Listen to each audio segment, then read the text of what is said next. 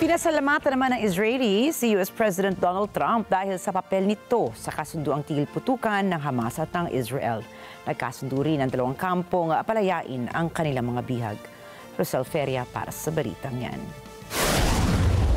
Nasa loob ng Trump plan ang kailangang mangyari sa Gaza. Ipinagpasalamat yan ng mga kaanak ng Israeli hostages na palalayain na dahil sa kasunduang nilagnaan ng Israel at Hamas. Bringing back the hostages is just the first phase of this deal, and rightfully so, finally prioritizing bringing them home before anything else. But after we bring them all home, it's time to start rebuilding our future. And the Trump plan entails what needs to happen here, the de-radicalization in Gaza, a new government, what needs to happen here, and how are we going to create a future that's going to enable both peoples to live side by side.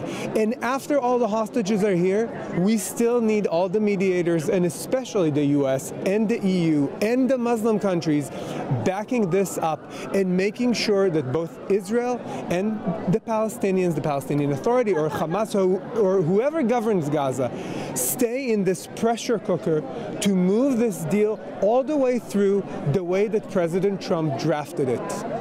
Hindi lang sa papel ni Trump sa Gaza Peace Plan ang ipinagpasalamat ng Israelis, kundi pati ang nagawa ng US leader para sa Middle East at sa mundo. I'm cautious and mainly I'm grateful. I'm grateful for President Trump for what he has done, not only to Israel and Palestine, but I think for the Middle East and for the world as a whole. I think he has shown leadership. He was very decisive. He knew that this is time to end this tragedy. I wish it would ended 1 year and 8 months ago in November 2023. We lost too many people on both sides, but now it's the time. We're building up towards Sunday or Monday with the hope that at least this wound will start healing. Nagkasundo na ang Israel at Hamas sa unang bahagi ng Gaza Peace Initiative ni Trump.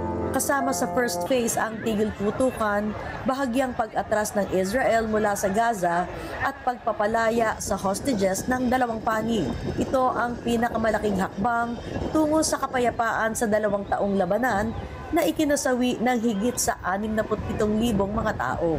Rosel Feria para sa Mata ng Agila International, trusted, connected, on point.